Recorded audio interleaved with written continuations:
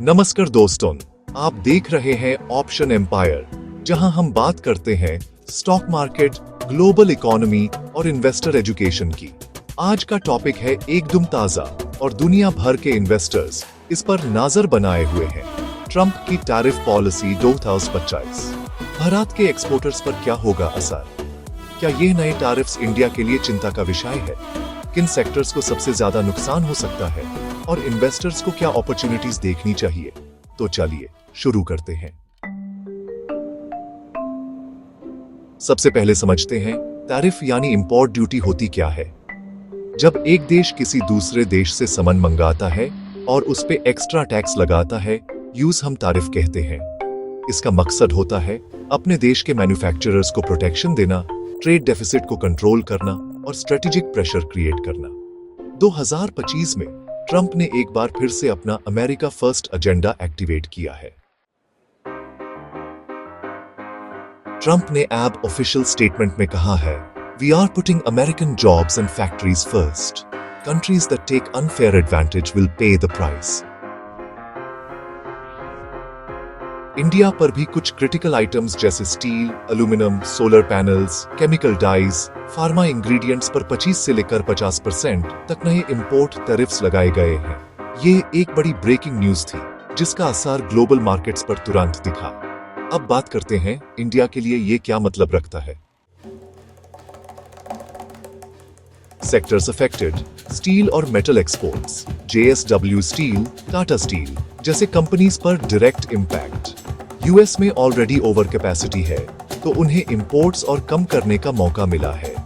Solar panel और components: India से US को एक्सपोर्ट होने वाले सोलर मॉड्यूल्स पर 50% टैरिफ लगा। Adani green, Waaree, Tata power solar पर प्रेशर आएगा।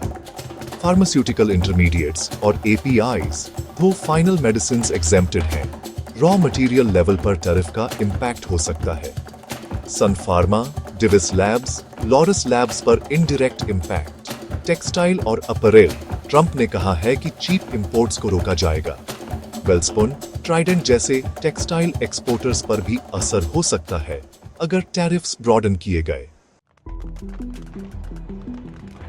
इंडिया और यूएस के बीच ट्रेड रिलेशन ऑनेस्टली हमेशा से मिक्स्ड रहा है।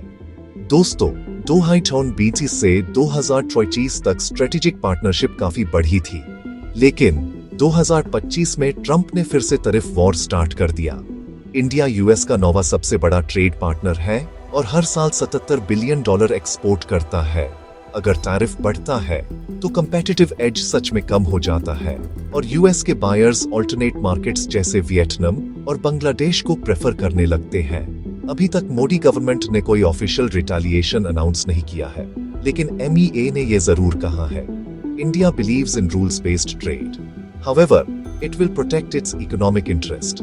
इसका मतलब ये हो सकता है कि WTO के थ्रू कंप्लेंट फाइल की जाए या फिर यूएस से बैक चैनल नेगोशिएशन किया जाए। ट्रंप के इस डिसीजन के तुरंत बाद सेंसेक्स में 300 से ज्यादा पॉइंट्स की गिरावट देखी गई। स्टील, एनर्जी और एक्सपोर्ट फोकस्ड सेक्टर्स में सेलिंग प्रेशर बना रहा और INR भी थोड़ा वीक हुआ USD के अगेंस्ट। मगर बाद में रिकवरी भी आई क्योंकि इन्वेस्टर्स ये मान रहे हैं कि ये एक इलेक्शन फोकस्ड मूव है और शायद यूएस कांग्रेस इसे ब्लॉक भी कर दे। ये समझना काफी इंपॉर्टेंट है कि tariff announcements short term volatility create करते हैं, लेकिन इन्वेस्टर के लिए कुछ अपॉर्चुनिटीज भी हैं। एक्सपोर्टर्स जो यूरोप या मिडिल ईस्ट फोकस करते हैं, उन्हें बेनिफिट हो सकता है। लॉजिस्टिक्स और शिपिंग में भी ग्रोथ आ सकती है जैसे जैसे सप्लाई चेन शिफ्ट होती है। और domestic market focused companies relatively safer zone में है। रिस्क मैनेजमेंट की बात करें तो एक्सपोर्ट हैवी कंपनीज में ओवर एक्सपोजर अवॉइड करना चाहिए।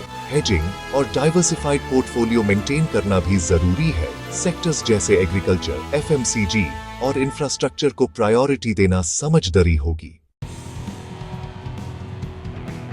आप इन्वेस्टर हो या ट्रेडर, ये 5 चीजें जरूर याद रखें। सेक्टर वाइज एनालिसिस करें। ब्लाइंडली कोई एक्सपोर्टर स्टॉक मत लीजिए। बैलेंस शीट देखें, कौन कंपनी डाइवर्सिफाइड है, यूएस एक्सपोजर कितना है। अगर कंपनी अपने 50% एक्सपोर्ट यूएस में करती है तो रिस्क ज्यादा है। करेंसी का असर समझें। INR डिप्रिशिएशन का कुछ स्टॉक्स को फायदा होता है, और न्यूज पर रिएक्ट करने के बजाय एनालाइज करें। तो दोस्तों, ये था हमारा डिटेल्ड ब्रेकडाउन ऑन ट्रंप की टैरिफ पॉलिसी 2025। भारत के एक्सपोर्टर्स पर क्या होगा असर? आपका क्या मानना है? क्या ये सिर्फ इलेक्शन स्ट्रैटेजी है या long term trade war start हो गया है? कमेंट करके जरूर बताएं। अगर वीडियो पसंद आया हो तो लाइक करें, शेयर करें और चैनल को सब्सक्राइब करना ना भूलें। मिलते हैं अगले एपिसोड में एक नए टॉपिक के साथ। जय हिंद, जय माता।